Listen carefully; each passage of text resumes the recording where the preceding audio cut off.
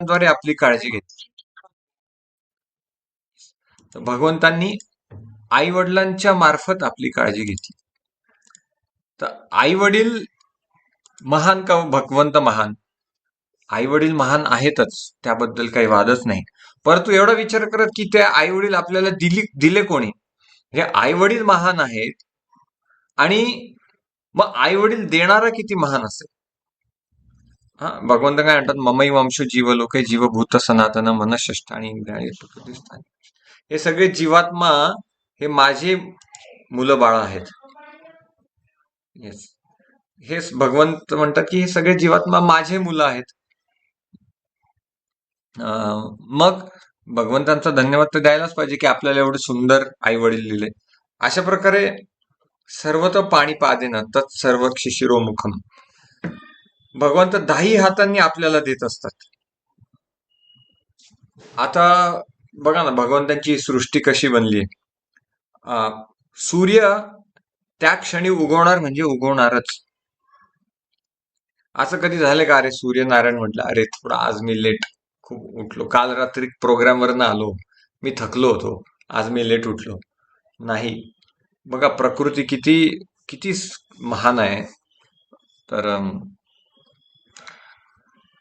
सर्व तर पाणी पादेना, तर भगवंताचे हात सगळीकडे पसरलेले आहेत आणि भगवंत भरभरून जीवात्म्याला देत असतात, भरभरून देत असतात, भरभरून देत असतात.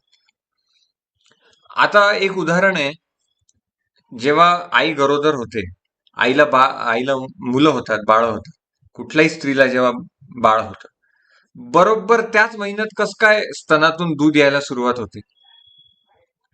ती आई ठरवते का? त्या आईकडे काही स्विच आहे का? ठीक आहे, मी आता हा स्विच हे केला, आता माझ्या हातनं दूध यायला नाही. ती प्रकृती ते बरोबर हे करते. तर भगवंतांची सृष्टी बघा किती शक्तिशाली आहे. म्हणजे आपल्याला जे दूध आईचं मिळालं आहे, जे आपण जन्मताच पहिले 1 वर्ष आपण आईच्या दुधावर होतो, हे दूध आईने तयार केलंय का? आईने खाल्लंय, पण ते पोटात गेलं खाद्य, त्याच्यात पाचक रस मिसळले. भगवंत काय म्हणतात,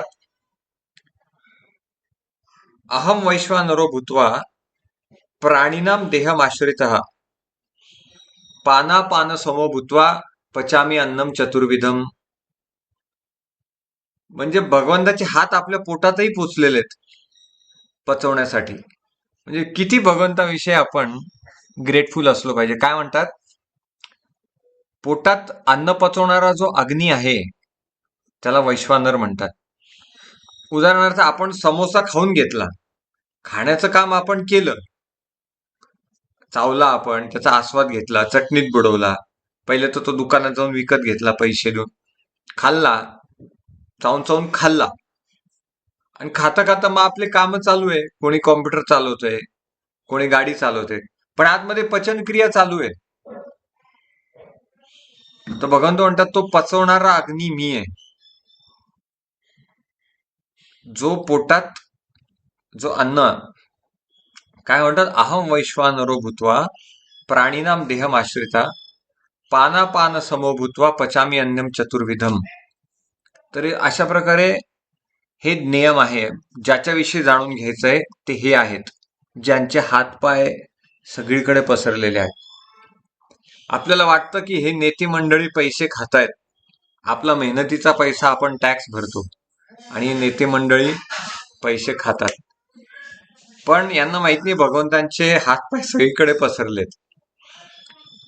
भगवंत म्हणतात, द्यूतम छलयताम अस्मी. जो छलकपट करतो, मी त्याचा असं छलकपट करतो की त्याला समजून सुद्धा येत नाही. येस.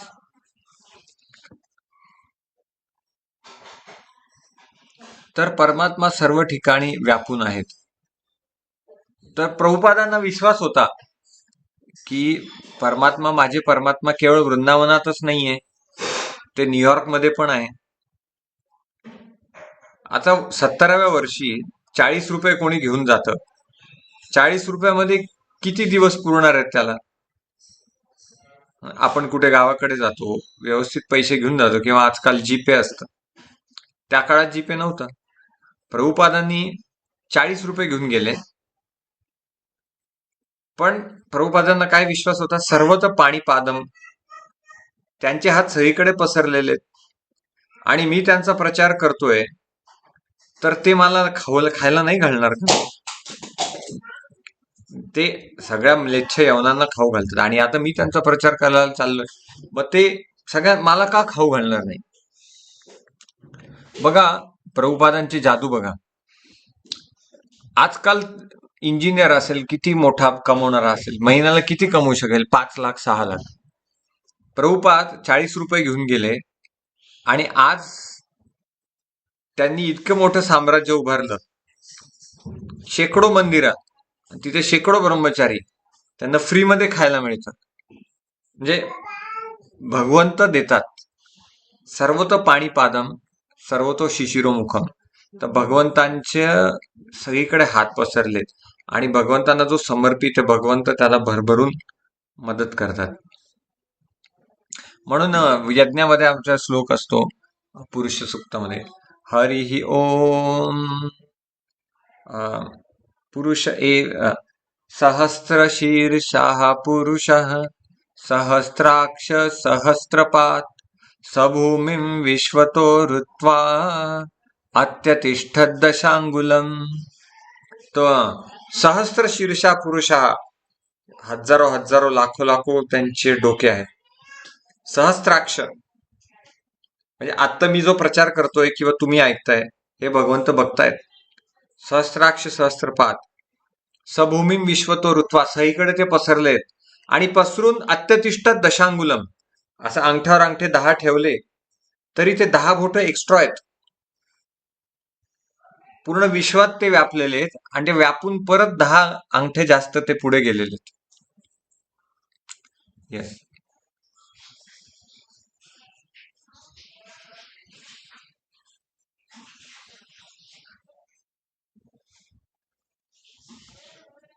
तर भगवंत म्हणतात की मी पत्रम पुष्पम फलम तोयम, जो कोणी मला प्रेमाने पान फूल फळ अर्पण केलं तर मी ते स्वीकार करतो.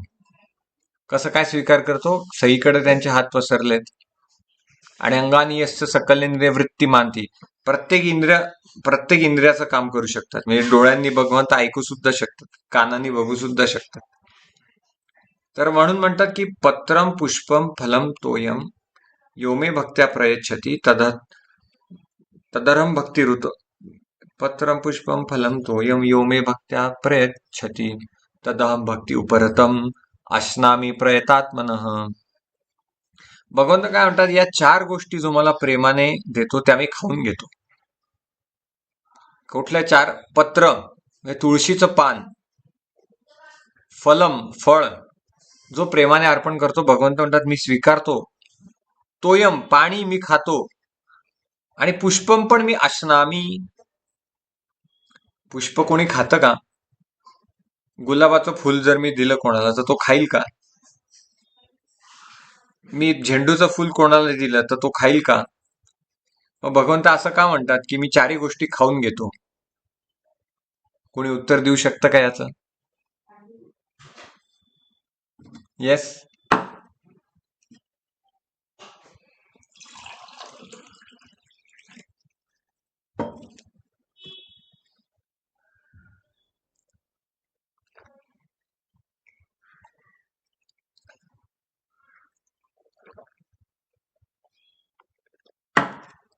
येस, आपण समजू शकतो.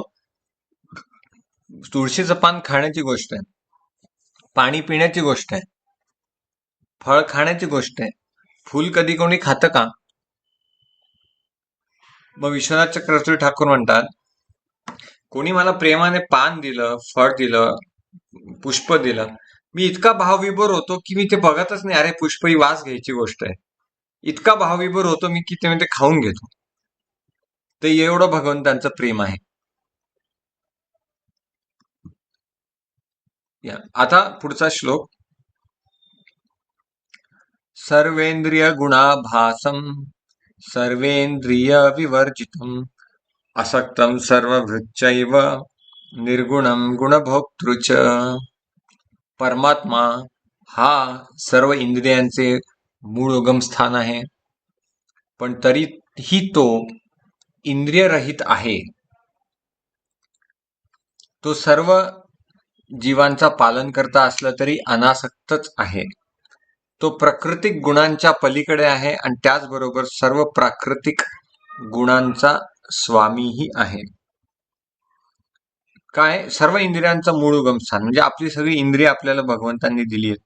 ऋषिकेण ऋषिकेश सेवते, ही इंद्रिय त्यांनी दिली, त्यांच्याच सेवेत लागली पाहिजे ना. तो सगळ्या जीवांचा पालन करता असून अनासक्त आहे. अनासक्त कसा आहे?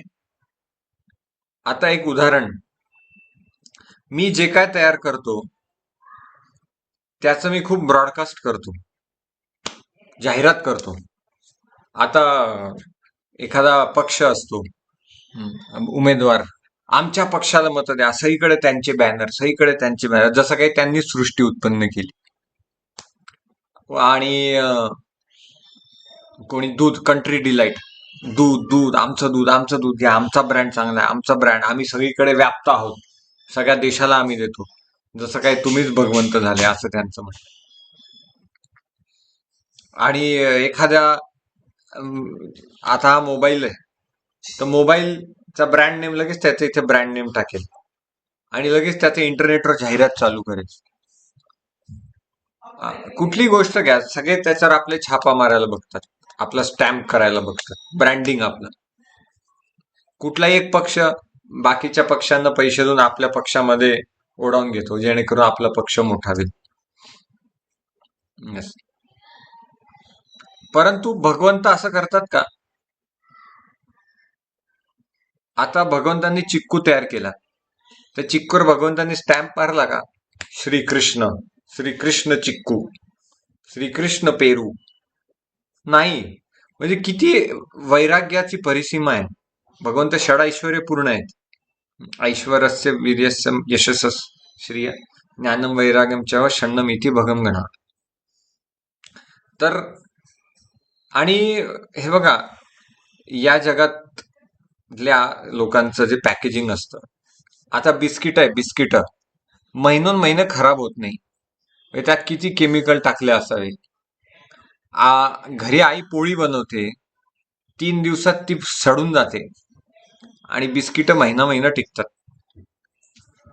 म्हणजे किती त्यात रसायन टाकलेले असावेत. आणि त्या बिस्किटाचं पॅकेजिंग प्लास्टिकचं, आणि प्लास्टिक 400 वर्ष तसंच पडून राहतं. 400 वर्ष, 400 वर्षानंतर ते डिकम्पोज होतं. परंतु भगवंतांचं पॅकेजिंग बघा, आता चिक्कूचं पॅकेजिंग, ते इतकं सुंदर पॅकेजिंग आहे की आपण पॅकेजिंग पण खाऊ शकतो. पेरूचं ते हिरवा पापुद्रा बाहेरचा कधी आपण कापून फेकून देतो का? नाही, तो आपण खाऊ शकतो. म्हणजे भगवंतांची बनवलेली पॅकेजिंग सुद्धा आरोग्यासाठी चांगली असते. तर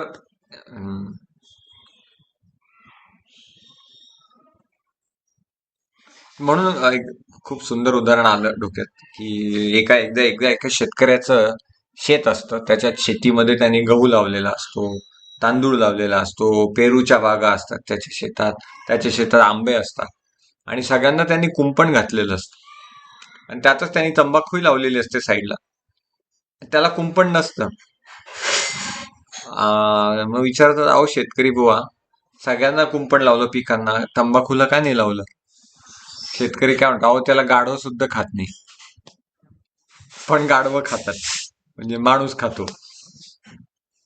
तर आपण बघत असतो की कधी रिक्षात बसलं की तो रिक्षावाला आधी काय करतो, भाडं चालू आधी मस्त हे करतो, इथे करतो, ते काय त्यांचं ते असं मग असं करून ते तोंडात टाकतो, असं वाटतं की ते दात घासायचं मंजनच लावलेले त्यांनी.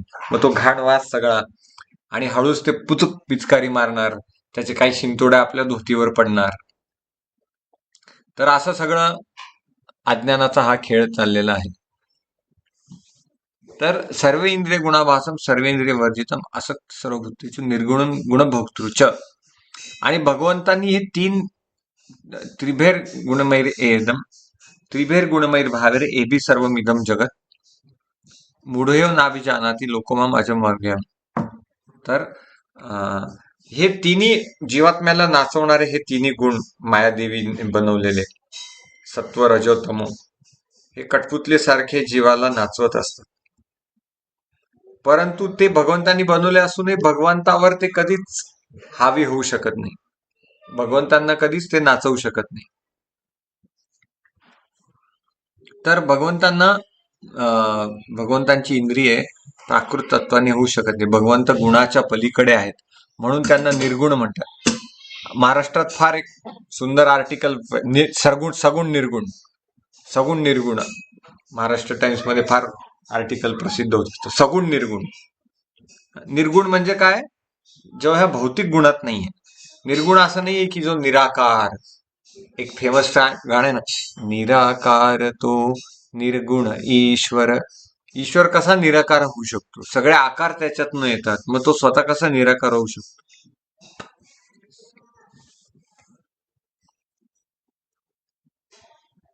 त्यांची इंद्रिय दिव्य आहेत. श्वेताश्वतर उपनिषदात सांगितले, अपाणी पादो जवनो ग्रहिता.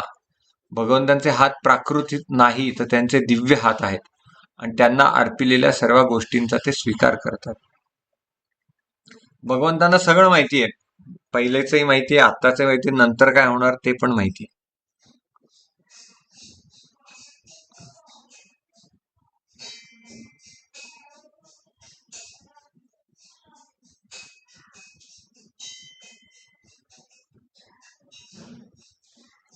आता बहिरंतरश्च भूतानां अचरं चरमेव च सूक्ष्मत्वात् तद्विज्ञेयं दूरस्थ चान्तिके च तत्. परमसत्य हे सर्व चराचर प्राणीमात्रांच्या अंतरात आणि बाहेर आहे.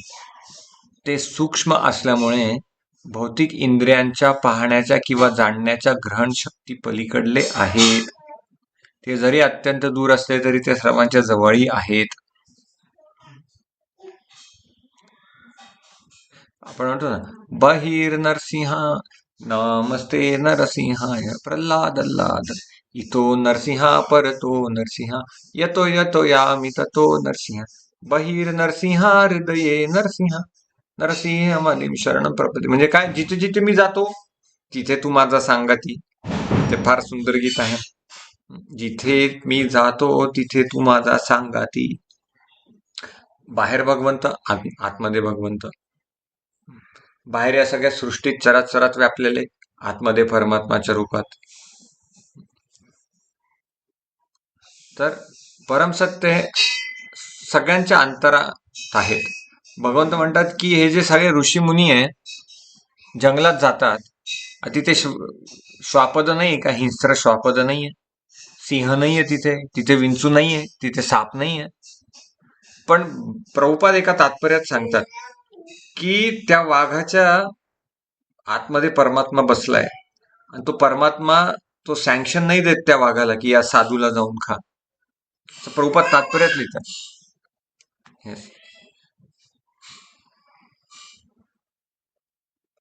तर भौतिक इंद्रियांच्या आपल्या डोळ्यांनी आपण नाही बघू शकत भगवंतांना. प्रेमांजन चुरित भक्ती विलोचनेन संत सदा हृदयेषु विलंकित. फक्त प्रेमाच्या नयनांनीच आपण त्यांना बघू शकतो. या स्थूल कफवात पित्त बनलेल्या शरीराने आपण भगवंतांना कधीच बघू शकत नाही. ईशोपनिषदात श्लोक आहे, तदे जती तन्ने जती तद्दूरे तदंतिके तदंतरस्य सर्वस्य तदु सर्वस्यास्य बाह्यता. भगवंत चालतात आणि नाही पण चालत. आध्यात्मिक जगात चालतात पण ते नाही पण चालत. तद्दूरे, भगवंत खूप दूर आहे. गोलोकमध्ये, गोलोकवनी वसती अखिलात्मभूतेषु. तदंतिके, पण जवळ पण आहेत. तद्दूरे तदंतिके तदंतरस्य सर्वस्य तदु सर्वस्यास्य बाह्यता. सगळे ते बाहेर पण अवस्थित आहेत, कारण बाहेर ज्या ज्या वस्तू बनल्या आहेत त्या पंचमहाभूतापासून बनल्या आणि पंचमहाभूती भगवंतांची शक्ती. तेच भगवंत आतमध्ये परमात्मा रूपात पण आहेत. तर भगवंत त्यालाच स्वतःला प्रकाशित करतात जो त्यांना शरणागत आहे.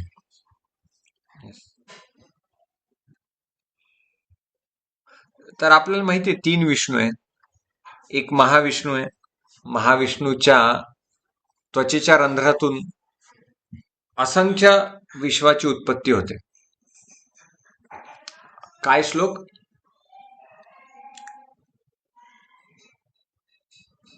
ब्रह्मसंहितेत श्लोक येतो. यस्यैक निश्वसित कालम अथावलंब्य जीवंती लोम विलजा जगदंड नाथा विष्णुर्महान स इह यस्य कला विशेषो गोविंदमादि पुरुषम तमहम भजामी.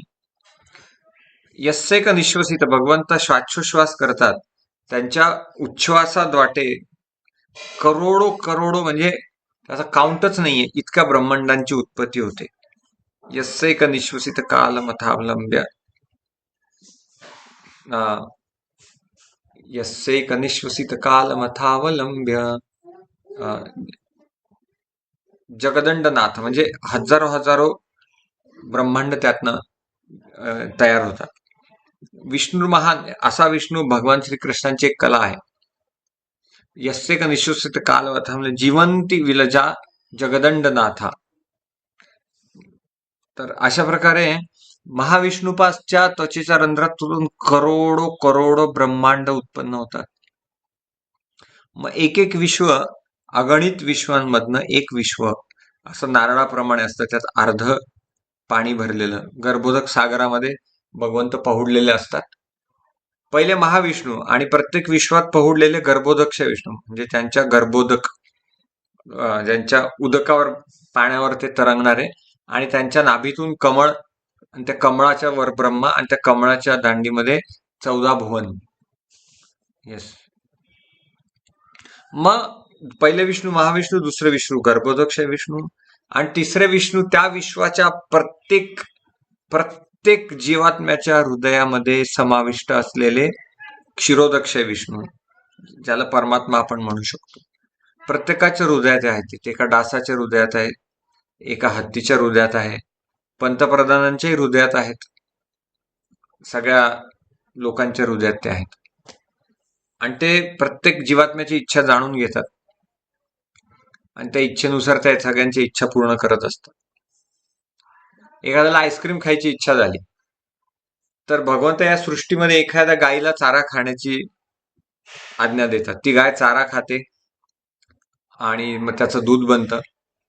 आणि एका ग्वाल्याला, गवळीला भगवंत दूध काढायची बुद्धी देतात. मग ते विक्रेत्याला विकायची बुद्धी देतात. मग या दुकानदाराला, गोविंदाजमध्ये प्रभूजी, ते जे कोणी कुक आहेत, त्यांना ते बुद्धी देतात की याचा आईस्क्रीम बनवा. मग आपल्याला परत बुद्धी देतात, पैसे काढा, ते आईस्क्रीम विकत घ्या. मग परत आपल्याला खाताना तो आनंदही ते भगवंतच देतात, आणि खाल्ल्यावर पचवणारही भगवंतच.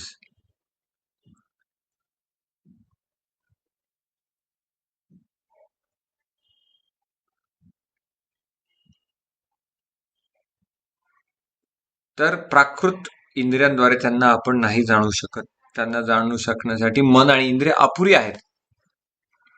परंतु कृष्ण भावनामृतचा जो आचरण करतो, त्याला भगवंत अतिशय उपयुक्त आहे, अत्यंत सुलभ आहे. ब्रह्मादिकांच्या नये ठाये तो हा कीर्तनाचे सोये. ब्रह्मा, सगळे मोठे मोठे देवी देवतांनाही तुकाराम महाराज म्हणतात की जे दुर्लभ आहे ते कीर्तनाने आपल्यासाठी सुलभ आहे. तो हा कीर्तनाचे सोय.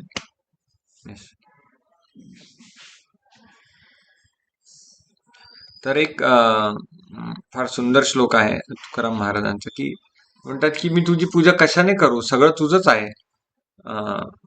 एक मिनिट, तो फार सुंदर अभंग मी काढतो इथे.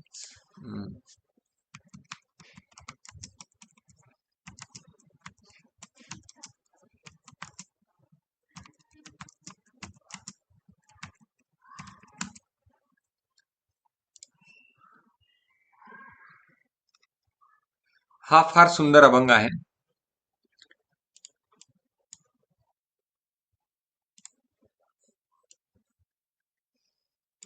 कासियाने पूजा करू केशी राजा, हाची संदेह माझा फेडी आता. उदके न्हाणू तरी स्वरूप तुझे, तेथे काय माझे वेचे देवा. म्हणजे आता मी तुझी कशाने पूजा करू भगवंता, कारण मला हा आता मी भ्रमात पडलो आहे. पाण्याचं तुला न्हाऊ घालायचं, ते पाणी ते तुझंच. आता तुझ्याच गोष्टी मी तुला कसं काय देऊ शकतो? आता एखाद्या हॉटेलवाल्याला जाऊन आपण कधी कुल्फी देऊ शकतो का? त्याच्या तिथे हजारो कुल्फ्या पडल्या, आईस्क्रीम पडलेलं आहे. गंधाचा सुगंध, पुष्पाचा परिमळ, तेथे दुर्बळ काय करू? तेथे मी दुर्बळ काय करू? तुला काय मी गंध वाहू? तुला फुलं वाहू? फुलं तर तुझीच, गंधही तुझ्यापासूनच येतो. मी दुर्बल काय? फळदाता तूच, तांबू लक्षात. तूच फळं देणार. तुझे फळं मी तुला देऊन काय करू? तेथे आता काय वाहू तुझं? वाहू दक्षिणा तरी धातू नारायण. त्या काळात नाणी होती ना. तुला मी दक्षिणा देऊ का? परंतु हे नाणी तुझेच आहेत. ब्रह्मतेची अन्न तुझे काही, अन्नही तूच दिलेलं आहे. गाता तू ओंकार टाळी नादेश्वर, जे काय गाऊ ते ओंकार पण तूच आहे. नाचावया थार नाही कुठे, तुका म्हणे मज अवघे तुझे नाम, धूपदीप रामकृष्ण हरी. म्हणजे आता मी तुझे नावच माझ्यासाठी, आता सगळे आता मी तुझं नावच घेतो. तर आपण भगवंतांना काय अर्पण करू शकतो? सगळंच भगवंतांचे. पण अशी एक गोष्ट आहे जी आपली आहे, जी भगवंतांची नाहीये, ती आपण भगवंतांना देऊ शकतो. ती काय, कोणी सांगू शकाल? भगवंतांचे नाम. ते तर त्यांचंच आहे ना.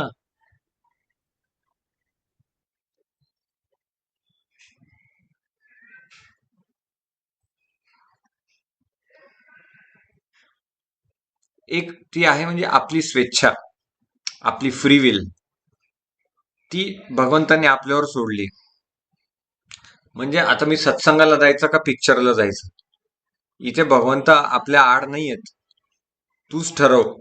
भगवंत म्हणतात तू ठरव, तू ठरव, मग पुढे मी तशी बुद्धी दिली. तर म्हणून आपली जी स्वेच्छा आहे तीच एक आपल्या हातात आहे, आणि ती भगवंतांना दिली तर भगवंत सगळ्यात जास्त प्रसन्न होतात. आणि एकदा आपली स्वेच्छा दिली की मग हे सगळे पदार्थ आपण भगवंतांना अर्पण स्वेच्छेने करतो, ते भगवंतांना आनंद देतील. कसं काय? उदाहरण, एक हॉटेलचा मालक आहे, त्याला त्याची छोटीशी मुलगी, तो घरी थकून भागून येतो, त्याची मुलगी जवळ, असं फॉर एक्झाम्पल दुसरी तिसरीत आहे त्याची मुलगी, ती त्या वडिलांसाठी पोळी बनवते आणि ती पोळी करपते. आता ती करपलेली पोळी त्या हॉटेलच्या त्यांचे वडील जे हॉटेलचे मालक आहेत त्याला ती आवडणार आहे का? किती जणांचं म्हणणं आहे नाही आवडणार, किती जणांचं म्हणणं आहे आवडेल. आवडेल आवडेल सर. त्याला आवडेल ती, आवडेल आवडेल. किती गोडव्याने तो खाईल. त्याच्या इथे तर सगळे मालक नोकर पडलेले, त्याला पाहिजे तितक्या पोळ्या आणून देऊ शकतात, परंतु त्याच्या मुलीने केलेली पोळी त्याला ती जास्त आवडेल, कारण ती प्रेमाने बनवली. म्हणजे याचा अर्थ असं नाही भगवंतांना आपण करपलेली पोळी द्यायची, कारण म्हणून भगवंतांना जो आपण भोग बनवतो, भगवंत खूप आनंदी होतात. त्यांना आपण काय भोग देणार? त्यांच्यापासूनच सगळं द्यायचं. परंतु कुठल्याही वडिलांना जेव्हा मुलगा काहीतरी देतो, आता मुलगा कुठे बाजारात जातात, काहीतरी घेऊन येतात, नवीन कपडे आणले, आधी बाबांना दाखवत, बाबा बाबा मी बघा नवीन कपडे आणले. म्हणतात अरे वा किती छान. तसंच आपण जे काय आणू, कपडे आणू किंवा भाज्या आणू, आधी भगवंतांना अर्पण करायचं, गंगाजल त्याच्यावर शिंपडून.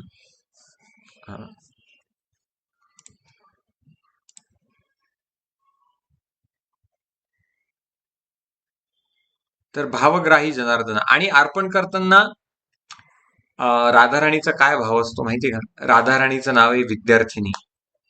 विद्यार्थिनी का नाव आहे राधाराणीचं?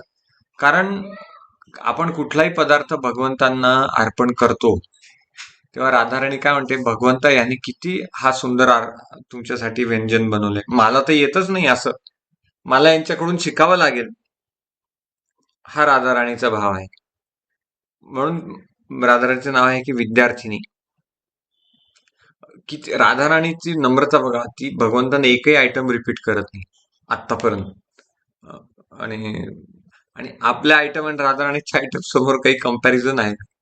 काही तुलना आहे का? म्हणजे ऍटलिस्ट माताजींची गोष्ट वेगळी, तर प्रभूजी लोक जेव्हा स्वयंपाक बनवण्याचं धाडस करतात, तर बनवायचा असतो एक आयटम, तर तो बनतो वेगळाच आयटम. तर जेव्हा आम्ही काही पदार्थ बनवत होतो, ते मंदिरातले वरिष्ठ ब्रह्मचारी रामानंद प्रभू म्हणले, तुम्ही बनवा पदार्थ, पण त्याचं नामकरण आपण नंतर करू. तर तुम्ही बनवा पदार्थ, पण त्याचं आपण, माझी मुलगी आता इथे आली होती, तर तुम्ही बनवा, आपण त्याचं नामकरण नंतर करू. तर असं आपण तरी भगवंत भाव ग्रहण करतात. पण असं नाही की भगवंत भाव ग्रहण करतात म्हणून आपण कसंही दिलं पाहिजे. बनवताना आपली पूर्ण संलग्नता, पूर्ण चेतना त्यात असली पाहिजे. जगन्नाथपुरीमध्ये पंडा लोक बघा, त्यांची ट्रेडिशन आतापर्यंत एकदाही त्यांनी मिक्सर नसतो त्यांच्या इथे. फिरवलं गर्र की झाली चटणी. दे द्यायचं भगवंतांना, तन्मयतेने द्यायचं. मी जगन्नाथपुरी मंदिरात गेलो होतो. तिथे एक रूम होती, मी तिथे रूम पाहिली. तिथे मी काय पाहिलं, एक मोठा असा ठोका होता, त्याला असा तर्फा लावलेला होता, आणि 2 पंडा लोक तर्फ्याच्या, तो तर्फा असा वर जायचा, ते पंडा लोक त्याच्यावर उडी मारायचे, तो तर्फा वर जायचा, मग ते परत खाली यायचे, ठाप करून तो पडायचा, आणि तिथे ते पीठ मग दळलं जायचं, पिठाच्या भुकटी व्हायची त्या ठोक्याखाली.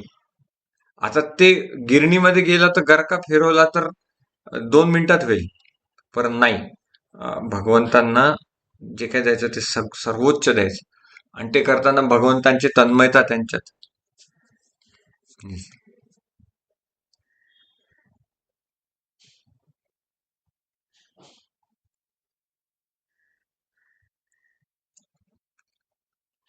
तर भगवंत अविभक्त असले तरी विभाजित झाल्याप्रमाणेच प्रतीत होतात.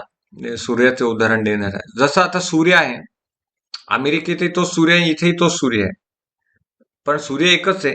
तसंही परमात्मा तुमच्या हृदयात आहे, तोच माझ्या हृदयात आहे. असं नाही की माझा परमात्मा वेगळा, तुमचा वेगळा. तो परमात्मा एकच आहे. Yes.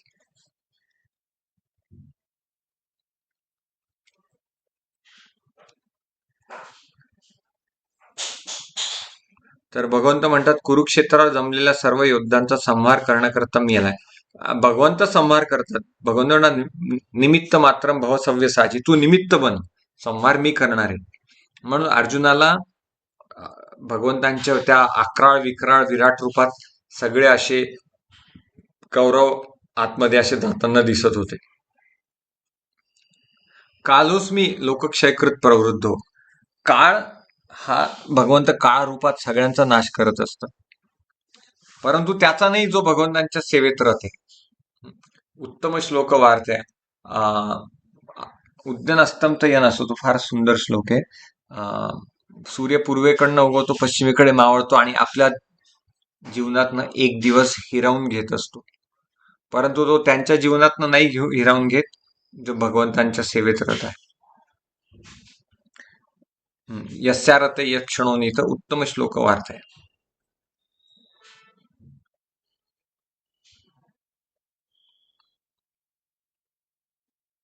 तर प्रलयानंतरही सगळे भगवंतांच्याच उदरात स्थिर होऊन जातात. ज्योतिषामपि तज्ज्योतिष तमस परमुच्यते, ज्ञानम नेयम ज्ञानगम्यम हृदय सर्वस्य विष्ठितम. सर्व प्रकाशमान वस्तूंमधील प्रकाशाचे उगम तो आहे. तो भौतिक अंधकाराच्या अतीत आहे आणि अव्यक्त आहे. तो ज्ञान आहे, तोच ज्ञेय आहे आणि ज्ञानाचे ध्येय आहे. तो सर्वांच्या हृदयात स्थित आहे. जे काय प्रकाशमान दिसतं, यद्यद विभूती मत्सत्वम श्रीमद ऊर्जितमेव वा तत्तत एवावगच्छत्वम मम तेजवंश संवतम. भगवंत अर्जुन म्हणतात, या जगात तुला जे जे काय काही तेजोमय दिसतंय ते माझा एक अंशच तू जाण. सर्व प्रकाशमान वस्तूंमधील प्रकाशाचे उगम. येस.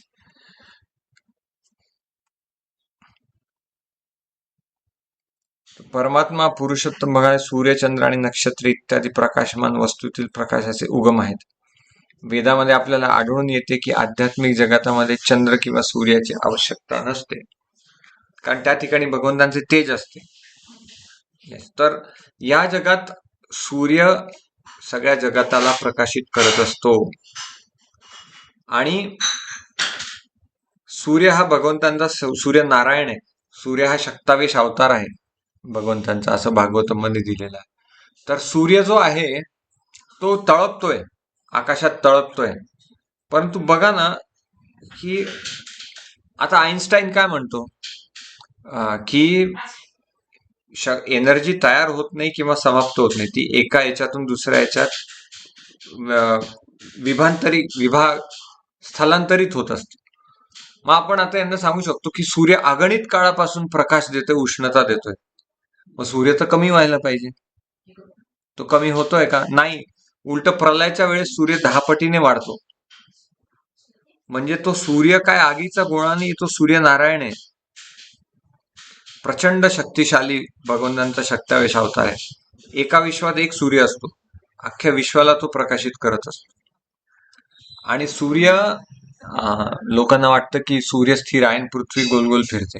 ऍक्च्युअली तसं नाहीये. भागवतात दिल्याप्रमाणे सूर्याचे ट्रॅक आहेत.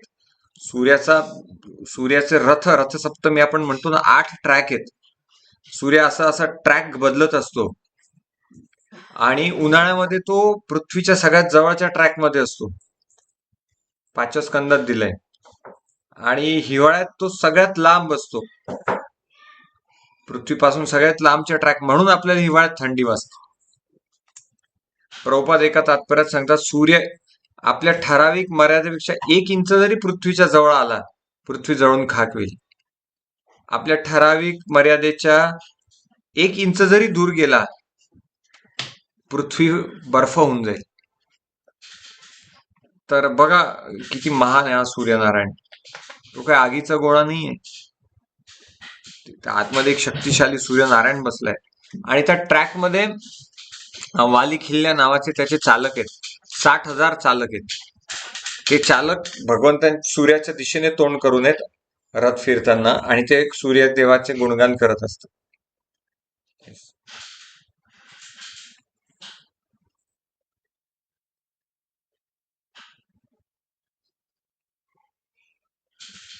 तर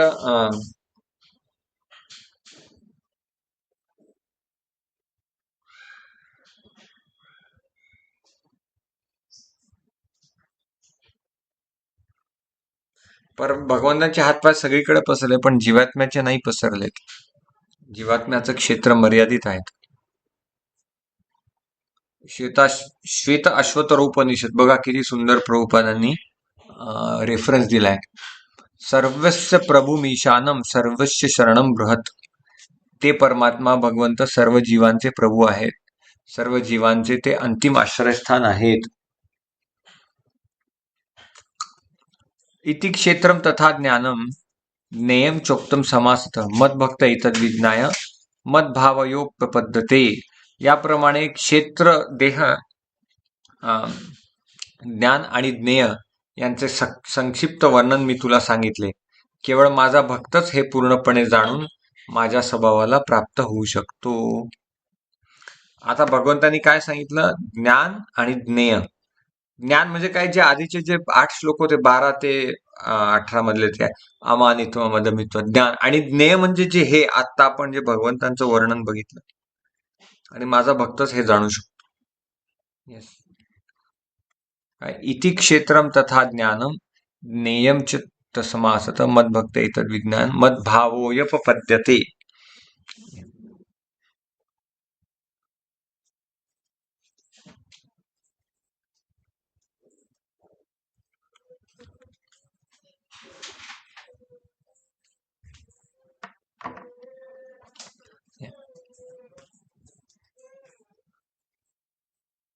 तर भगवंतांनी संक्षेपाने ज्ञाता, ज्ञेय आणि ज्ञानमार्ग या तिघांच्या एकत्रीकरणाला विज्ञान म्हणतात.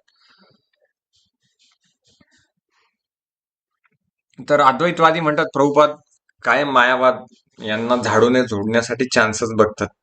इथे प्रभुपाद म्हणतात की अंतिम अवस्थेत सगळे एकरूप होऊन जातात. प्रभुपाद म्हणतात कधीच शक्य नाही. भगवंत आहेत, ते विशेष आहेत आणि ते विशेष आहेत. जर आपण आणि भगवंत एक आहोत, मग आपण का मायेच्या आधिपत्याखाली आलो? आपण जर भगवंत, मग आपण का मायेच्या आधिपत्याखाली आलो?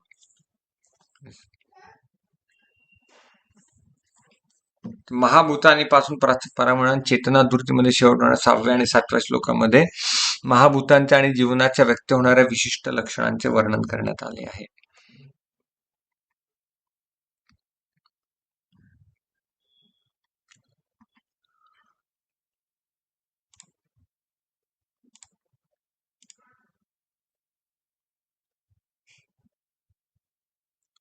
तर इथे हा जो आहे वाईजेस्ट, त्यामध्ये भगवंत काय सांगतात की ज्ञान आणि ज्ञेय याच्याविषयी आता मी तुला सांगतो आहे. हे आपण सगळे श्लोक पाहिले की मी अनादी आहे, मी परम आहे, परत मी सर्वव्यापी आहे, मी दिव्य आहे, सगळ्या परिस्थितीमध्ये मी समन्वयी आहे, अविभाजी आहे, संहारक आहे, म्हणजे मी प्रलय सुद्धा मीच करतो. म्हणजे भगवंताच्या एजन्सीद्वारे, म्हणजे संहार करणारे शिवजी आहेत, परंतु भगवंतांनी त्यांना ती ऑथॉरिटी दिलेली आहे. प्रत्येक जीवाच्या हृदयात भगवंत परमात्मा रूपात स्थित आहे. आता हा आपण पाहिला संक्षिप्त याच्यात रूपात 13 ते 19. आता पुढचा आहे वाईजेस्ट मधला ई मीन्स एन्जॉयर. तो जो परमात्मा आहे तो परम भोक्ता आहे, आपण भोक्ता होऊ शकत नाही. जसं एखाद्या कंपनीत कोणी मालक असतो, तो मालक, त्या मालकाशी आपण एकनिष्ठ राहिलं पाहिजे. आपण स्वतः, आता कोणी त्या कंपनीत येऊन पैसा दिला, तो पैसा मी माझ्याकडे नाही घेऊ शकत, तो मालकाला देईल आणि मालक मला त्याच्यातून पगार देईल. मालकाला जो उघडकीस आला की हा स्वतःकडे पैसा घेतोय, लगेच मला काढून टाकतील. तर एन्जॉयर, तो एन्जॉयर आहे. आता अध्याय श्लोक संख्या 20 ते 26 मध्ये भगवंत कसे भोगता आहेत, कसे एन्जॉयर आहेत ते उद्धृत केलेलं आहे.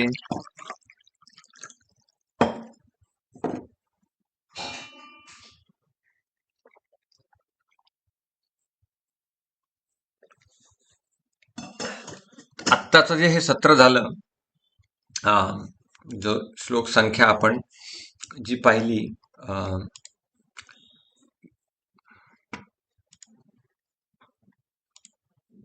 13 ते 19, यामध्ये कोणाला काही प्रश्न? येस,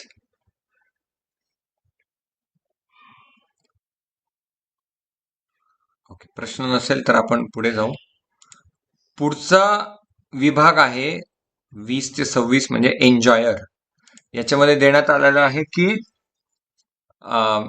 भगवंत कसे परम उपभोक्ता आहे. पण जीवात्मा या प्रकृती देतो आणि या प्रकृती बरोबर स्वतःला माहिती करून स्वतः म्हणजे प्रकृती आहे असं समजायला लागतो. त्याच्यात भोग घेण्याची इच्छा होते. परम भोक्ता भगवंतांना विसरला, आता तो भोग घेण्याची इच्छा करेल. वेगवेगळ्या पद्धतीने तो पैसा कमवेल, व्याभिचार करेल, जुगार खेळेल, असं वेगवेगळ्या प्रकारे तो या सृष्टीवर आधिपत्य प्राप्त करण्याचा प्रयत्न करेल, जे शक्य नाही नाही नाही.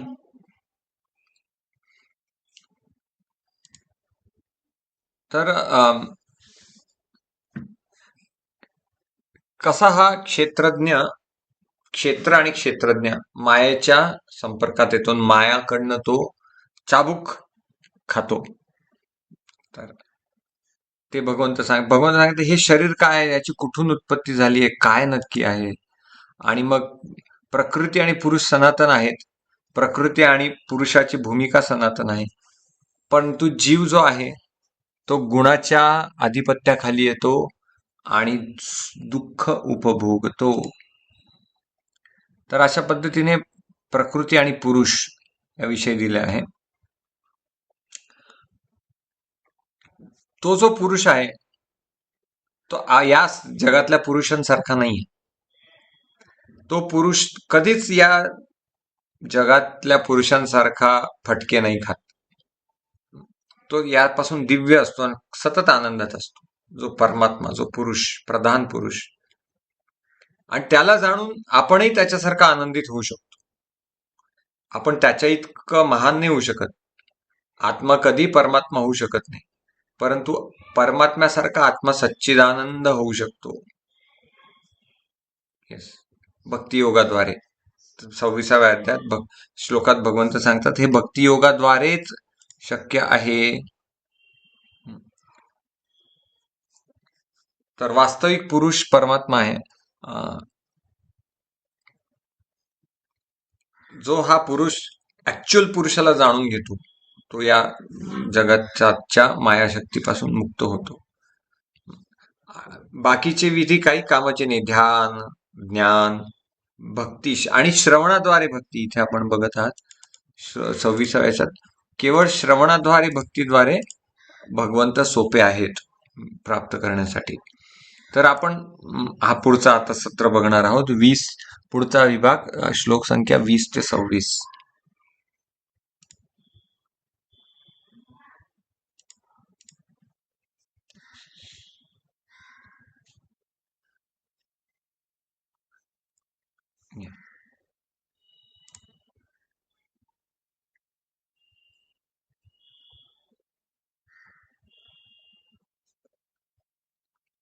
हरे कृष्ण कृष्ण कृष्ण हरे हरे, हरे राम राम राम हरे हरे. तर पुढचा विभाग प्रकृती पुरुष आणि त्यांचा समन्वय.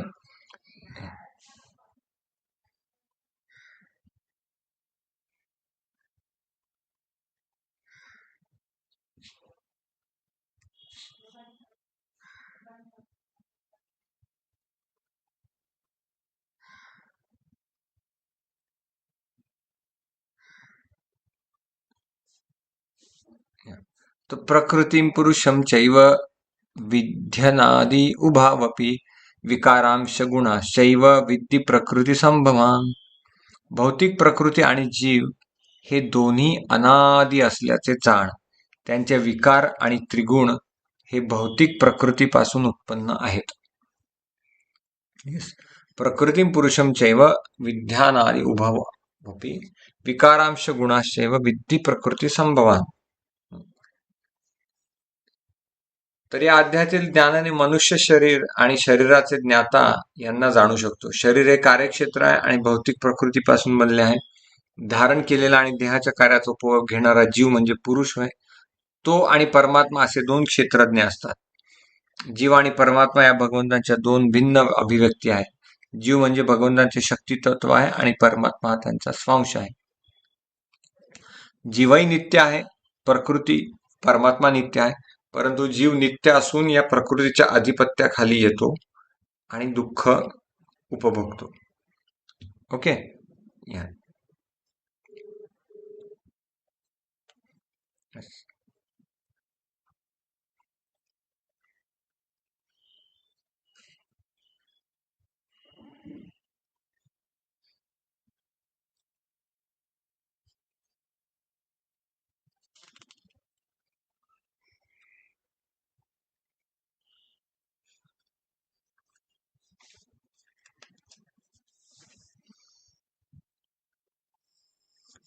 तर या प्रकृतीचं आणि जीवात्म्याचं काय दायित्व आहे ते पुढच्या श्लोकमध्ये दिलेलं आहे.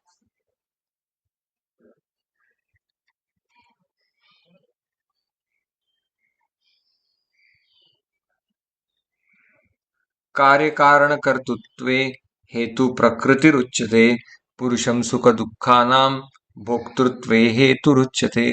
प्रकृती ही सर्व भौतिक कार्य करणाऱ्यांना कारणीभूत असल्याचे म्हटले आहे जाते. तर जीव या संसारातील विविध सुखदुःखांच्या उपभोगास कारणीभूत असल्याचे म्हटले जाते. तर प्रकृती कारणीभूत आहे. आता ही प्रकृती आपण बघतो, एखाद्या व्यक्तीला काहीतरी कोड असतात किंवा अपंग असतं, काय प्रकृतीने त्याला शिक्षा दिलेली असते. त्याला प्रकृतीने शिक्षा त्याची स्वतःची इच्छा आहे का की माझं असं व्हावं? नाही. त्याला प्रकृतीने त्याला शिक्षा दिलेली असते. सजा आपण म्हणतो, शिक्षा दिलेली असते. का? त्याने काहीतरी वेडवाकडं मागे कार्य केलंय. प्रकृती सगळ्यांना ती शिक्षा नाही देणार. ज्याने वाईट कृत्य केले त्याला तशी ती शिक्षा देते. आणि जीवात्म्याच्या सुख दुःखांची ती प्रकृती कारण बनते. तर शरीर आणि इंद्रिय भौतिक प्रकृतीमुळे उत्पन्न होतात. जीवाच्या 84 लाख योनी आहे. प्रभुपाद म्हणतात 84 लाख योनी म्हणजे 84 लाख भगवंतांपासून विलग होऊन आनंद उपभोगण्याच्या इच्छा ज्याला खूप झोपायचं आहे, झोपा. तुम्ही टेडी बिअर बना, काय अस्वल बना आणि झोपून राहा. ज्याला खूप मांसाहार करायचा, भगवंत म्हणतात, अरे पुरुषाच्या शरीरात येऊन का तू मांसाहार करतो? तू वाघच बन ना मग. मांसाहारच करत बरं आयुष्यभर, तर तो वाघ बनतो. Yes. अं,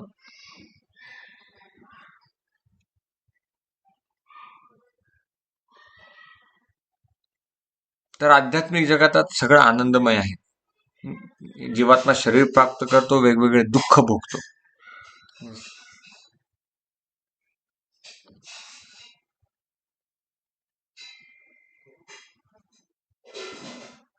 तर जीवात्म्याला आपल्या पूर्वीच्या कर्मानुसार सुखकारक किंवा दुःखकारक स्थिती प्राप्त होते. कोणी श्रीमंत, कोणी गरीब.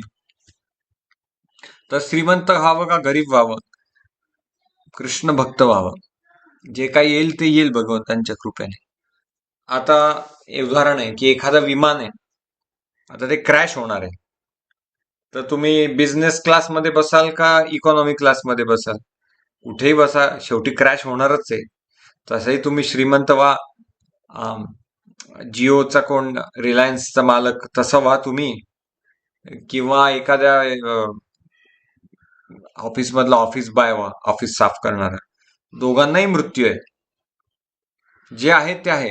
तुम्ही कृष्ण भक्त बना, जेणेकरून या जगात परत यायचं नाही दुःख उपभोगायला.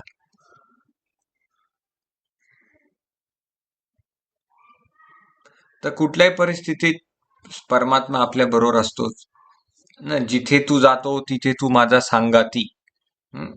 जिथे जिथे मी जातो तिथे तिथे भगवंत म्हणतात, ती गायिका म्हणते की तू माझा सांगाती.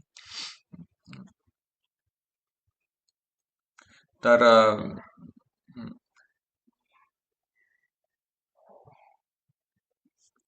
तर भागवतम मध्ये श्लोक येतो की हे जे शरीर आहे हे झाडाप्रमाणे आहे. झाडाच्या फांदीवर दोन पक्षी बसलेत. एक पक्षी जीवात्मा, दुसरा परमात्मा. आणि एक पक्षी ते फळ चाखत असतो आपापल्याच कर्मांनी प्राप्त झालेली, आणि परमात्मा त्याच्याकडे फक्त बघत असतो.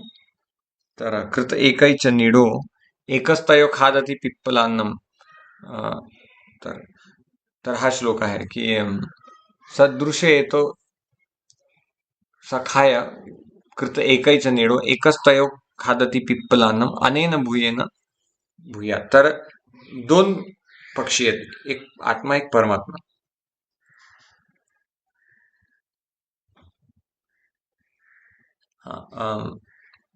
एकच तयो खादती पिप्पलान्नम अनेन बलेन च तत भूयात. सुपर्ण एतो सदृशो सखायो यदृच्छ एतो कृत एकैचो निडो एकच तयो खादती पिप्पलान्नम अन्नेन बलेन प्रकृतीच्या भूयात. तर एक हा फळांचा रसास्वादन करत असतो आणि दुसरा त्याच्याकडे फक्त बघत असतो. बघा, म्हणजे आपण भगवंतांशी बगावत करून आलो. आपण भगवंतांशी भांडण करून आलो, तरी भगवंत आपली साथ सोडत नाही. तरी भगवंत आपली साथ सोडत नाही. एक खूप सुंदर कथा आहे. एक व्यापारी असतो. तर व्यापारी फार मोठा धनाढ्य व्यापारी असतो. तर त्याला 4 बायका असतात. तर त्यातली जी पहिली बायको असते तिला तो खूप वेळ देत असतो, खूप वेळ तिच्यासाठी खर्च करत असतो, आणि दिवसातला तिच्याशी जास्त गप्पा मारणार, तिच्याबरोबर प्रसादम घेणार. दुसरी जी असते बायको, तिला तो व्यापारी मोठ्या मोठ्या फंक्शन मध्ये दाखवायला घेऊन जात असतो, की बघा माझी बायको किती सुंदर आहे, माझ्या 4 पैकी ही एक जी बायको आहे किती सुंदर आहे. सगळ्या फंक्शन मध्ये तिला घेऊन जात असतो, तिला पुढे करत असतो. तिसरी त्याची बायको असते, तिच्याशी तो सल्ला मसलत करत असतो. अरे इथे जमीन घ्यायची का तिथे घ्यायची, गोदरेजचा फ्रीज घ्यायचा का LGचा घ्यायचा. आणि चौथी जी बायको असते, तिला तो व्यापारी खूप हाल अपेष्टा देत असतो. सगळे भांडे तिला घासायला, या सगळ्या तिन्ही बायका खाणार, उष्टावळ सगळी त्या बायकांनी साफ करायची, त्या चौथ्या बायकोने साफ करायची. तिने रोज संडास घासायची, फरशी पुसायची, कपडे वाळत घालायचे, सगळी कामं तिने करायची. मग असं होतं की एक व्यापारी खूप आजारी पडतो, खूप म्हणजे खूप, आणि त्याला डॉक्टर सांगतात की तुमच्या आयुष्यातले शेवटचे 7 दिवस राहिलेले आहेत, तुम्ही काहीच करू शकत नाही, 7 दिवस शेवटचे राहिले आहेत. तेव्हा पहिली बायको काय करते, जिला तो खूप वेळ देत असतो, ती बायको म्हणते, अरे आता या व्यापाराचा काय फायदा, आता आम्हाला वेळ देणार नाही, मी जाते निघून. ती निर्लज्ज निघून जाते. मग दुसरी बायको, जिला ती दाखवायला नेत असतो व्यापारी सगळ्या कार्यक्रमांना, ती म्हणते, अरे आता माझा हा कैवारी नाही, आता मी दुसऱ्या कोणाकडे जाते. ती दुसऱ्या कोणाशी लग्न करून टाकते. तिसरी जी बायको असते, जिची खूप सल्लामसलत करतो, तिसरी बायको त्या व्यापाऱ्याला म्हणते की मी स्मशानापर्यंत येईल तुमच्या बरोबर टाटा बाय बाय करायला, तुमच्या सोबत मी नाही येऊ शकणार. आणि चौथी बायको त्या व्यापाराची शेवटच्या क्षणापर्यंत शुश्रूषा करते, शेवटच्या क्षणापर्यंत. आणि आयुष्याच्या शेवटच्या क्षणांमध्ये त्याला कळतं की कोण माझं आहे खरं, कोण माझं आहे, त्याला ते कळून चुकतं. तर आता हा व्यापारी कोण नसून कोण आहे, आपणच जीवात्मा आहे. आता या 4 बायका आहे, आता मी प्रश्न विचारेल, कोण कोण उत्तर देऊ शकतात. पहिली जी बायको, जिला तो व्यापारी खूप वेळ द्यायचा, ती म्हणते आता मी नाही ती येणार तुमच्या सोबत. ती कोण आहे बायको त्या जीवात्म्याची? तो व्यापारी म्हणजे मी जीवात्मा आहे, मग ती बायको कोण आहे? जिला तो खूप वेळ द्यायचा. जीवात्मा कुठल्या गोष्टीला खूप वेळ देतो? येस, ला जास्त उपभोग्य वस्तूंना जास्त वेळ देतो. पण त्यातली कुठली उपभोग सगळ्यात जास्त वेळ जीवात्मा कशाला देतो? सगळ्यात जास्त शरीराला शरीर. येस. इंद्रिय उपभोग. नाही, मला शरीर वस्तू पाहिजे, वस्तू शरीर, वस्तू ती वस्तू शरीर. म्हणजे शरीर. शरीर. पहिली बायको म्हणजे कोण आहे? शरीर. शरीर. शरीर येणार का सोबत? शरीर काय म्हणतं, नाही आता मी नाही येणार तुमच्या सोबत. त्या व्यापाऱ्याला पहिली बायको म्हणते, जिला तो वेळ द्यायचा. म्हणजे आपण ज्या शरीराला वेळ देतो, आरशासमोर 2-2 तास, ब्युटी पार्लर मध्ये 3-3 तास, ते शरीर म्हणतं की नाही, शरीर नाही साथ देत आपली, शरीर स्मशानापर्यंत येतं. तुकडोजी महाराजांचा अभंग आहे, तू म्हणशील पैसा अडका हा इथेच राहील सडता, मेल्याबरोबर तुझ्या बरोबर मातीचा एक मडका. येस. तर घे घे घे हरिनाम घे, माया सारी सोडून दे, हात लावून नशिबाला का रडतोस ठाई ठाई या संसारा पायी. पहिलं शरीर, पहिली बायको शरीर. दुसरी बायको, जिला तो सगळीकडे दाखवायला जायचा की बघा बघा ही माझी बायको, कार्यक्रमांमध्ये, प्रोग्राम्स मध्ये. धनसंपत्ती. धनसंपत्ती. येस. तू म्हणशील पैसा अडका हा इथेच राहील सडता, मेल्याबरोबर तुझ्या बरोबर मातीचा एक मडका. मडका असतं ना, ते फोडतात, मुलगा फोडतो मडका. तर मेल्याबरोबर तुझ्या बरोबर मातीचा एक मडका. तर ती संपत्ती म्हणजे दुसरी बायको. तर माझी गाडी, हे बघा माझी गाडी. ती दुसरी बायको काय म्हणते, आता मी दुसऱ्या कोणाबरोबर तरी निघून जाते. म्हणजे ती गाडी आता काय करणार, ती प्रॉपर्टी कोणीतरी दुसराच विकत घेऊन टाकणार. ते बंगले त्याचे सगळे कोणीतरी दुसरंच, किंवा त्याची मुलं घेऊन जाणार. त्याला दुसरा कैवारी मिळाला, दुसऱ्या बायकोला, त्या बायकोला दुसराच कोणी कैवारी मिळाला. तिसरी बायको सल्लामसलत करत असतो, ते सगळे विचार विमर्श करतात, सगळे सोयरे. नातेवाईक कुठपर्यंत येतात आपल्यासोबत? स्मशानापर्यंत येतात. ते गाणं आहे ना, जन पळ भर म्हणतील हाय हाय. लोक 1-2-3 मिनिटं हाय हाय म्हणतील, निघून जातील नातेवाईक, तुमच्या सोबत नाही येणार ते. परंतु चौथी बायको कोण आहे, जी सतत सोबत आहे? परमात्मा. येस, आपलं शरीर आपल्या मग सोबत नाही येणार. हा, भागवतामध्ये खूप सुंदर श्लोक आहे. कृमी विट भस्मांतम क्वेदम तुच्छम कलेवरम क्वा तदीय रतिर्भार्या क्वायम आत्मा नभश्छदी. तर कृमी हे जे शरीर आहे, एक तर कृमी खातात. पारशी लोक, मुसलमान, ख्रिश्चन काय करतात, या शरीराला दफन करतात. का दफन करायचंय? गेलं शरीर, जाळून टाका, ते संपलं, ते शरीर आहे, त्याला कशाला साठवून ठेवायचं. कृमी विट, किंवा पारशी लोक कुत्र्यांना खाऊ घालतात त्यांचं स्वतःचे शरीर, किंवा ते खाली जमिनीत किडे खातात, त्यांची मग विष्ठा होते. कृमिवीड भस्मांतम क्वेदम तुच्छ कलेवरम, हे तुच्छ शरीर आहे. क्व तदीय रतीर भार्या, का या शरीराने दुसऱ्या शरीराशी आसक्त राहावं. क्वायम आत्मा नभश्छदी, आणि काय तो परमात्मा अख्ख्या नभाला त्याने व्यापलेला आहे.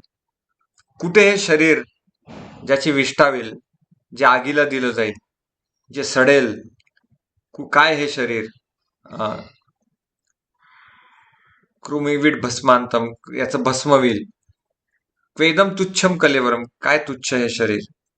क्व तदीय रतिर्भार्या, काय शरीराशी आसक्ती. क्वायम आत्मा नभश्छदी, आणि कुठे तो आत्मा परमात्मा ज्याने पूर्ण आसमंत व्याप्त केलेला. येस.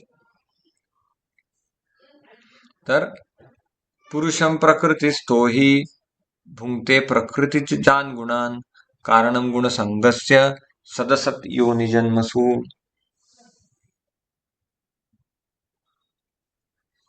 तर याप्रमाणे जीवात्मा प्रकृतीच्या त्रिगुणांचा भोग करीत भौतिक प्रकृतीमध्ये जीवन व्यतीत करतो.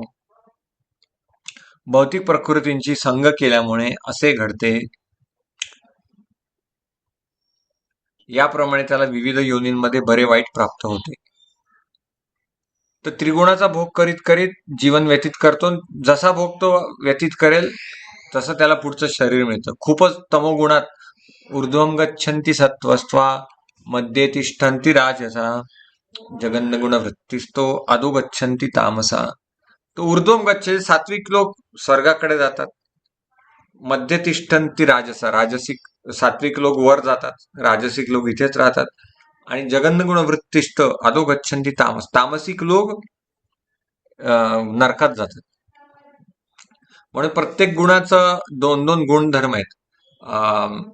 तमोगुणाचं काय? आलस्य आणि प्रमाद. तमोगुणी लोक आळशी आणि प्रमादी असतात, दुसऱ्यांना ते त्रास देऊ इच्छितात.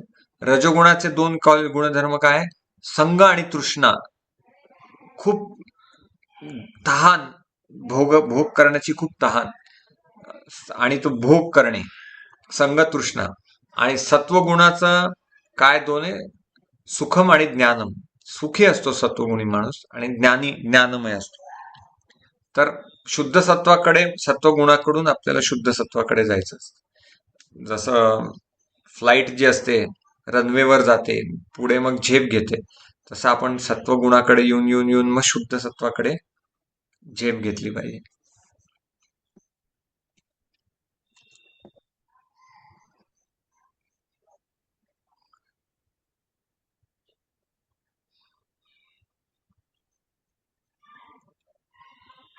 आता खूप सुंदर श्लोक आहे या नियम विषयी, म्हणजे ज्यांच्याविषयी आपण जाणून घेत आहोत त्यांच्याविषयी हा पुढचा श्लोक अतिशय सुंदर आहे, अतिशय मार्मिक आहे. उपदृष्टा अनुमंताच भर्ता भोक्ता महेश्वर परमात्मेति चाप्युक्तो देहेस्मिन् पुरुष पर. तर हा इतका सुंदर श्लोक आहे, तर याचा आपण शब्दशः अनुवाद पण बघू. उपदृष्टा म्हणजे देखरेख करणारा किंवा साक्षी. अनुमंता म्हणजे अनुमती देणारा. च सुद्धा, भर्ता स्वामी, भोक्ता सर्वश्रेष्ठ भोक्ता, महेश्वर परमेश्वर, परमात्मा म्हणजे परमात्मा, इति सुद्धा, च आणि, अपि खरोखर, उक्त म्हटले जाते, देहे देहांमध्ये, अस्मिन या, पुरुष भोक्ता परदिव्य. तरीही शरीरामध्ये दुसरा एक दिव्य भोक्ता आहे, तो महेश्वर, देखरेख करणारा व अनुमती देणारा आहे. तो परमात्मा म्हणून जाणला जातो. काय आहे? देखरेख करणारा, अनुमती देणारा, उपदृष्टा, अनुमंता, भरता, स्वामी, सगळ्यांचं भरण पोषण करणारा, आणि भोगता, सर्वश्रेष्ठ भोगता. तो महेश्वर आहे, सगळ्या ईश्वरांचा ईश्वर आहे. परमात्मा, सगळ्यांच्या हृदयात तो स्थित आहे. एकाच श्लोकमध्ये किती भगवंतांचे गुणधर्म आहे? उपदृष्टा, अनुमंता, भरता, भोक्ता, महेश्वर, परमात्मा, चापी देहेस्मिन पुरुष पर. या देहांमध्ये तो परम पुरुष आहे. म्हणजे एकाच श्लोकमध्ये 7 गुणधर्म इथे भगवंतांचे दिलेले आहेत. उपदृष्टा म्हणजे देखरेख करतात भगवंता, सगळं बघतायत. आपण म्हणतो ना, अरे याच्या पापाचा घडा आता भरत आला आहे. शिशुपाल भगवंतांनी पाहिलं, जेव्हा 100 अपराध झाले, भगवंतांनी मुंडकं उडवलं. बघतायत भगवंत, बघतायत, प्रत्येक क्षणी बघतायत. असं वाटतं आपल्याला हे सगळी नेते मंडळी पैसे खातात आणि यांचं काय, हे का श्रीमंतच होत चालले, आपण काबाड कष्ट करायचे गरिबांनी, टॅक्स भरायचा, आणि हे सगळे मलाई खाऊन घेतात. नाही, परमात्मा बघतोय आणि प्रत्येकाला एक एक वेळ आली तर त्याला त्याचं सगळं व्याजासकट देत असतो, सूत समेत. आपण बघतो भ्रष्टाचारी नेते मंडळी, त्यांच्या शरीरावरूनच दिसतं की यांना परमात्म्याने किती यांच्या फळांची शिक्षा दिलेली. कोणी ऍक्सिडेंट मध्ये जातं, कोणाला कॅन्सर होतो, एवढं दिसूनही त्यांची खोपडी उघडत नाही की अरे नको पाप करे, नको लोकांचा पैसा खायला आपण, अशा पद्धतीने.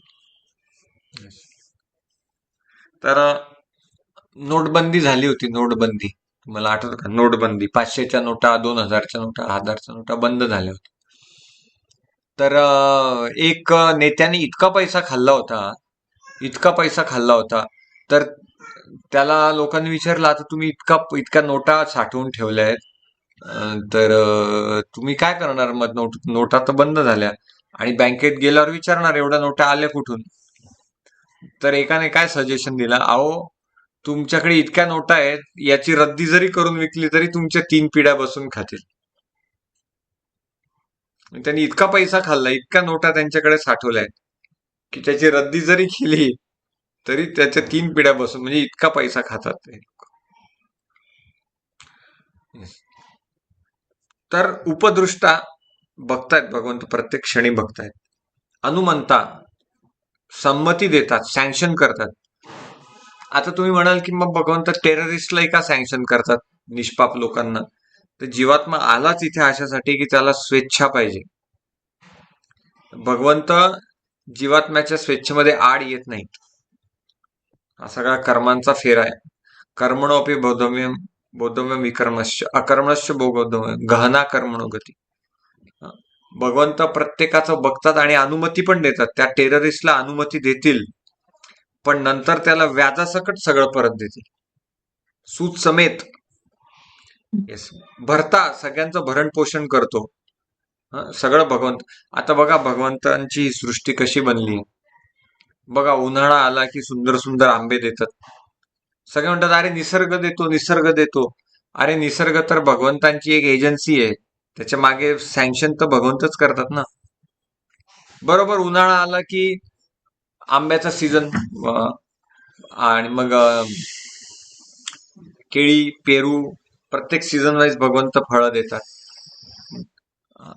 तर थंडी आली, पण भगवंतांनी आलंही तयार ठेवलंय. ठीक आहे, थंडी आली, आलं कुटा, त्यात गुळ टाकून त्याचा काढा बनवा. उन्हाळ्यात आंबे, असं प्रकारे भगवंत वेगवेगळे रस देतात. एक जांभूळ आहे, त्याचा एक वेगळाच रंग, त्याची एक वेगळाच स्वाद. एक सफरचंद आहे, त्याचा वेगळाच रंग, त्याचा वेगळाच स्वाद.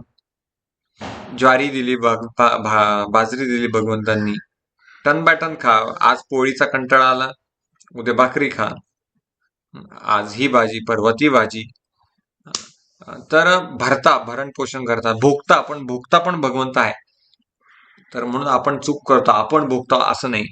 भगवंत भोगताय म्हणून सगळे अन्न आधी भगवंतांना अर्पण करून मग तो नैवेद्य म्हणून सर्वांना वाटायचा असतो. ते पापाने मुक्त झालेलं अन्न असतं. याचा भुंजन ते अघम पापम ये पचंती आत्मकारणात.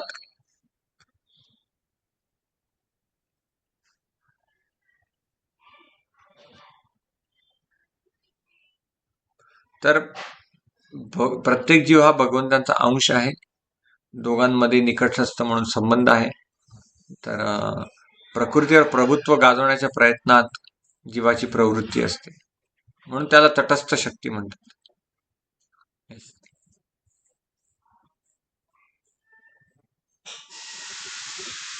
आता तर असा जो ज्ञान जो प्राप्त करतो त्याचं काय होतं? य एवं वेत्ती पुरुषं प्रकृतीं च गुणैः सह सर्वथा वर्तमानोऽपि न स भूयोऽभिजायते. जो या भौतिक प्रकृती, जीव आणि त्रिगुणांचे विकारी असंबंधित तत्व जाणतो त्याला निश्चितच मोक्ष प्राप्ती होते. त्याची वर्तमान स्थिती कशी असली तरी त्याचा या ठिकाणी पुनर्जन्म होत नाही. तर हे दिव्य ज्ञान जो जाणून घेतो तो या भौतिक जंजाळातून मुक्त होतो. येस, जो हे ज्ञानम ज्ञेयम या परमात्म्याविषयी हे जो ज्ञान जाणून घेतो तो मुक्त होतो.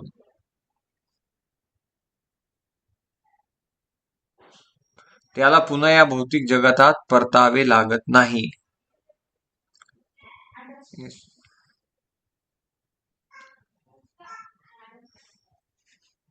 आता असं ज्ञान प्राप्त करतो. पण बाकी काही पण पद्धती आहेत. भगवंत म्हणतात त्या काय पद्धती आहेत?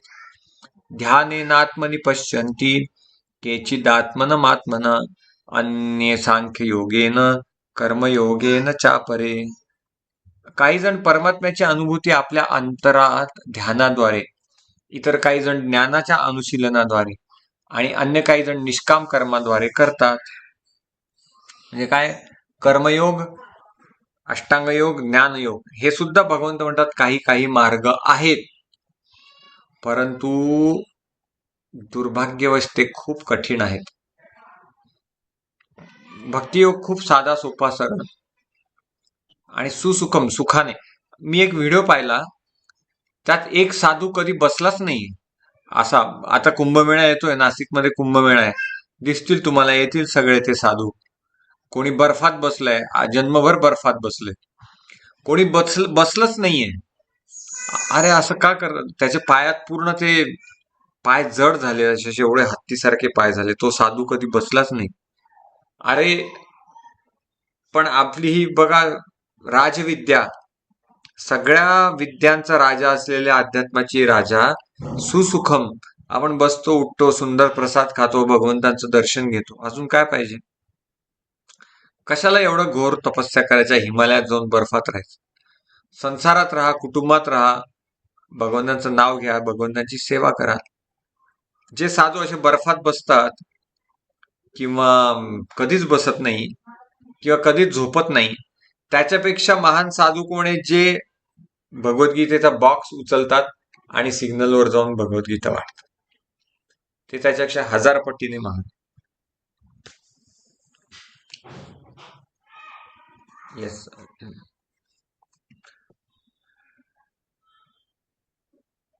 तर भगवंत अर्जुन सांगतात की आत्मसाक्षात्काराच्या शोधाबद्दल अनेक मार्ग आहेत.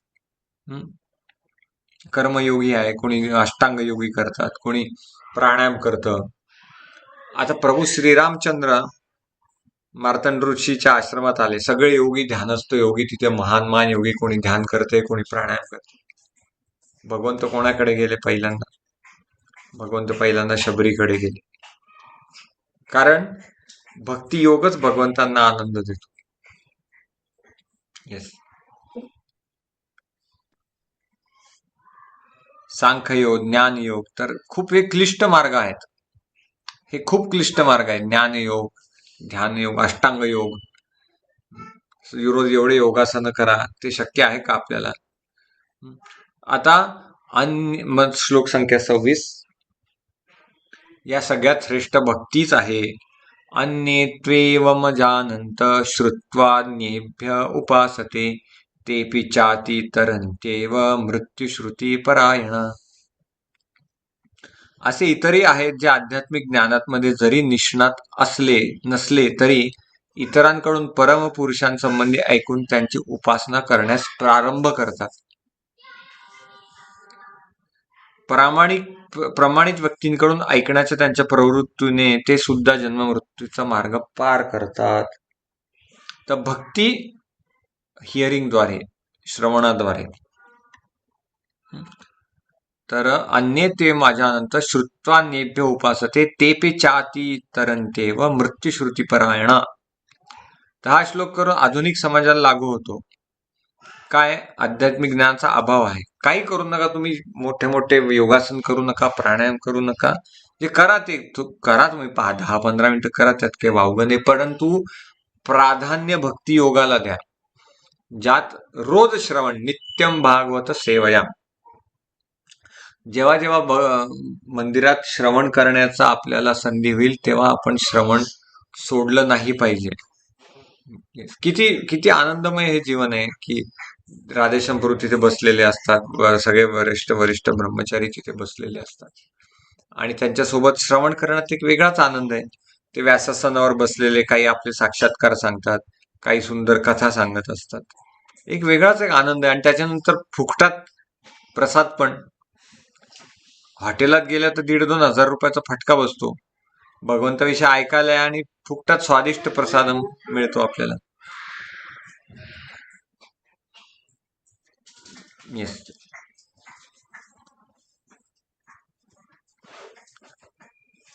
हा श्रवणविधी महत्वपूर्ण आहे. श्रवण केले तर प्रगती होईल. हरे कृष्ण कृष्ण कृष्ण हरे हरे, हरे राम राम राम हरे हरे, या विशेष महामंत्राचं आपण खास श्रवण केलं पाहिजे. येस. भगवान श्री चैतन्य महाप्रभू स्वतः राधाकृष्ण आहेत, परंतु त्यांनी प्रल्हाद महाराजांची, ध्रुव महाराजांची कथा शेकडो वेळा ऐकली. ते आपल्याला दाखवून देत आहेत की किती श्रवणाचं महत्व आहे.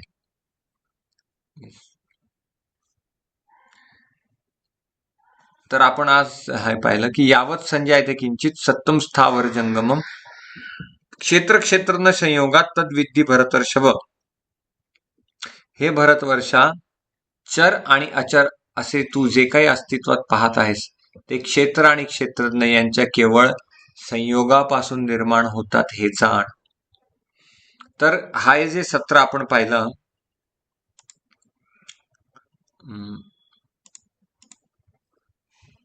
यातलं जे एन्जॉयर, कसा जीवात्मा एन्जॉयर बनायला जातो आणि स्वतःच फसत जातो, खरा भोगता भगवंत, हे आपण या सत्रात पाहिलं.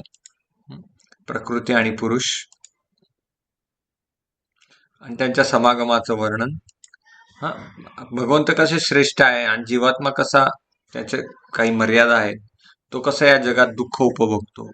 आणि मग भगवंत सांगतात की प्रकृती आणि पुरुष, आणि याचंही ज्ञान प्राप्त करण्याचे काही काही वेगवेगळे मार्ग आहेत.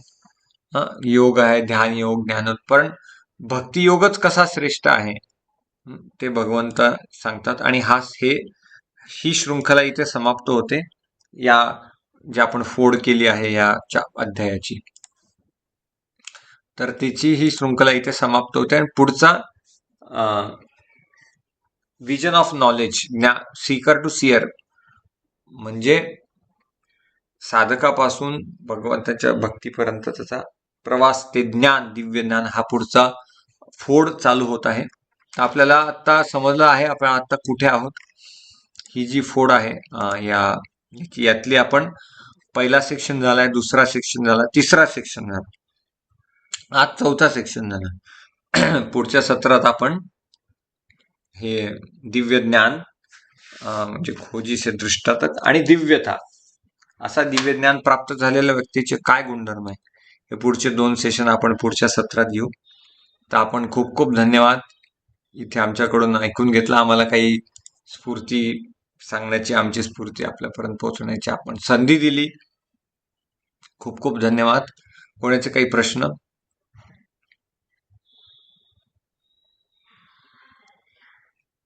कृष्णा प्रभूजी, येस.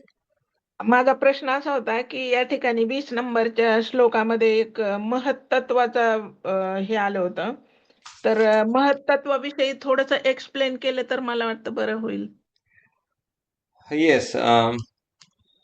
आता महत्त्व म्हणजे काय आहे, की भगवंतांची जे विसर्ग आहे, सर्ग आणि विसर्ग, सगळे ग्रह बनवल्यानंतर जे ब्रह्माजी पुढचा विसर्ग बनवायला घेतात, म्हणजे सगळे इंद्रिय बनतात, सगळे शब्द स्पर्श रूप रस गंध, पंचमहाभूत, तर हे सगळं एकाच तत्वापासून बनतं. त्याचे हे विकार असतात वेगवेगळे, ते महत्त्व, त्याला म्हणतात महत्त्व.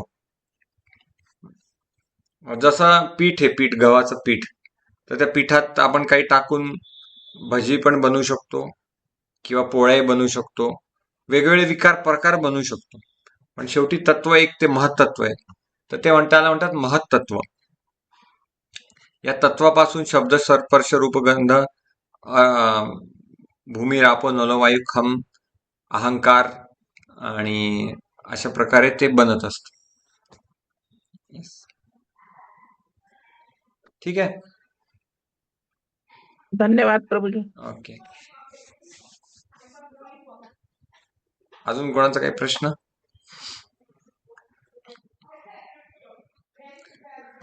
तर खूप खूप धन्यवाद. पुढच्या शनिवार रविवारी आपण हा विषय पुढे नेऊ. क्षेत्रज्ञ विभाग योग. शील प्रभुपाद की जय हो. कोटी कोटी धन्यवाद प्रभूजी. हरे हरे कृष्ण. प्रभूजी. हरे कृष्ण. थँक्यू सो हरे मच. कृष्ण प्रभूजी, दंडवत प्रणाम. हरे कृष्ण, दंडवत प्रणाम. दंडवत प्रणाम.